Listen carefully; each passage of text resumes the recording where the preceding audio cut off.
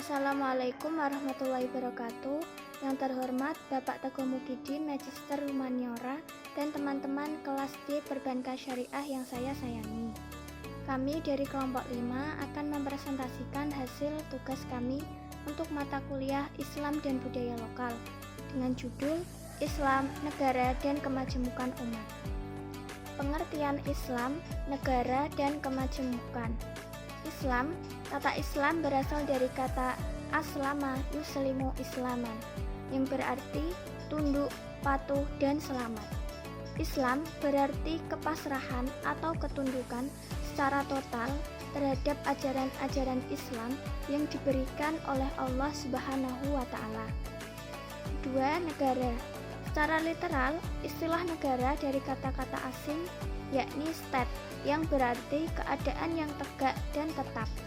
Secara terminologi, negara diartikan dengan organisasi tertinggi di antara satu kelompok masyarakat yang mempunyai cita-cita untuk bersatu hidup di dalam daerah tertentu dan mempunyai pemerintah yang berdaulat.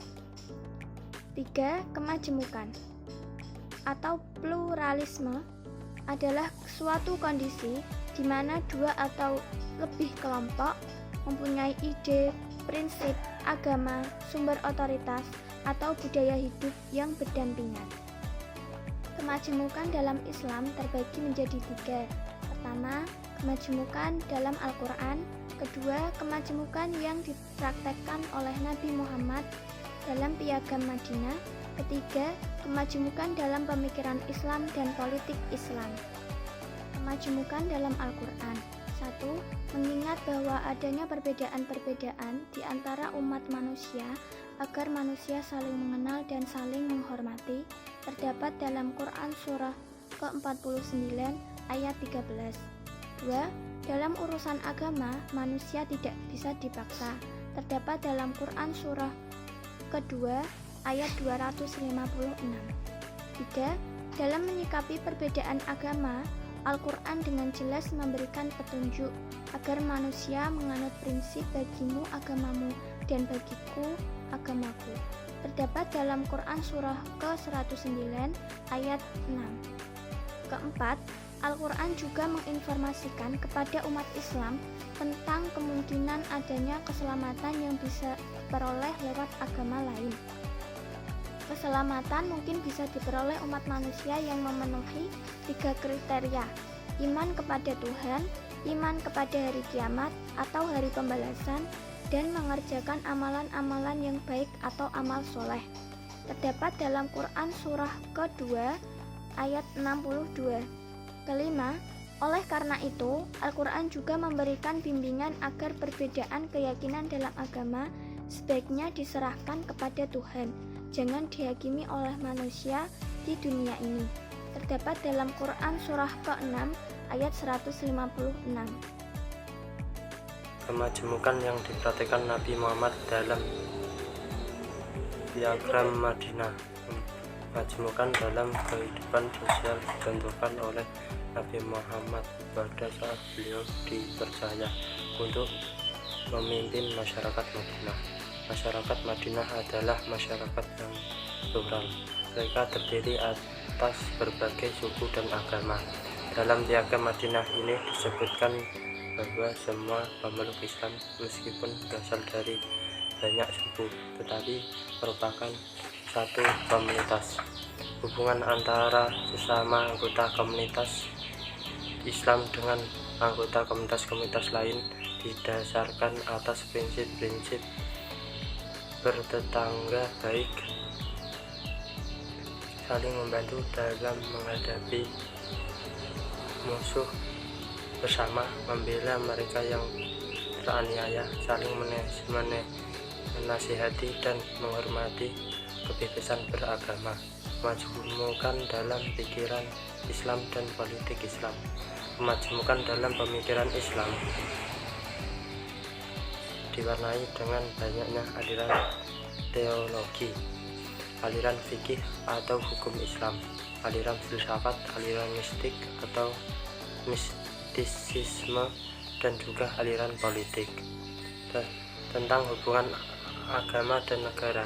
Umat Islam ada yang melihatnya sebagai hubungan yang integratif, simbiotis, separatis, atau sekularis.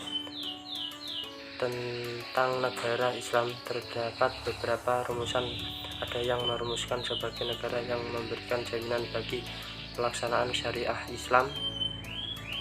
Ada yang merumuskan sebagai negara yang dipimpin oleh orang Islam. Ada yang merumuskan sebagai negara yang mayoritas penduduknya pemeluk agama Islam.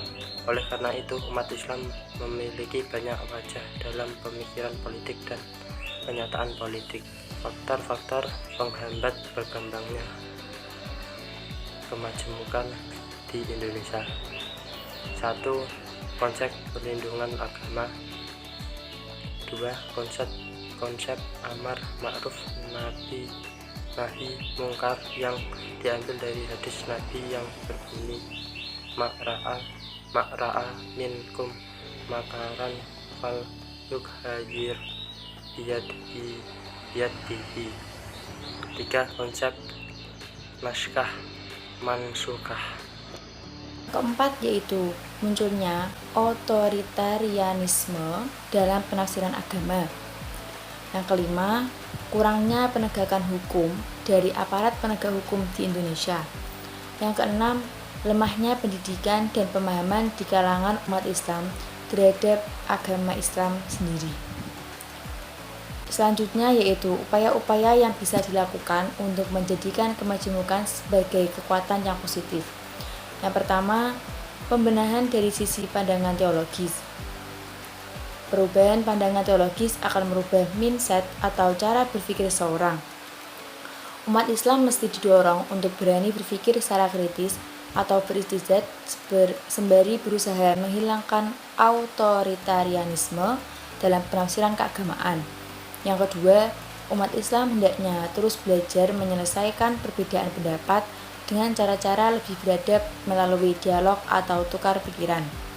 Yang ketiga, bangsa Indonesia, khususnya umat Islam, perlu mendorong tumbuhnya demokrasi yang sehat, di mana kebebasan berpendapat, berekspresi benar-benar dijamin, dan tidak ada diskriminasi berdasarkan agama. Yang keempat yaitu umat Islam Indonesia dewasa ini kiranya perlu kembali kepada semangat ajaran Islam yang amat menjunjung tinggi hidup, berdampingan secara damai, menjunjung tinggi Pancasila sebagai falsafah negara. Kesimpulan yang dapat ditarik dari makalah ini yaitu Islam berarti kepasrahan atau ketundukan secara total kepada ajaran-ajaran Islam yang diberikan oleh Allah SWT. Negara diartikan dengan organisasi tertinggi di antara satu kelompok masyarakat yang mempunyai cita-cita untuk bersatu, hidup di dalam daerah tertentu dan mempunyai pemerintah yang berdaulat. Kemajemukan adalah suatu kondisi di mana dua atau lebih kelompok, ide, prinsip, agama, sumber otoritas atau budaya hidup berdampingan. Kemajemukan dalam Islam terbagi menjadi 3, yaitu kemajemukan dalam Al-Quran, kemajemukan yang diperhatikan Nabi Muhammad SWT dalam piagam Madinah, kemajemukan dalam pemikiran Islam dan politik Islam. Sekian presentasi dari kelompok 5. Apabila ada salah kata, saya mohon maaf. Wassalamualaikum warahmatullahi wabarakatuh.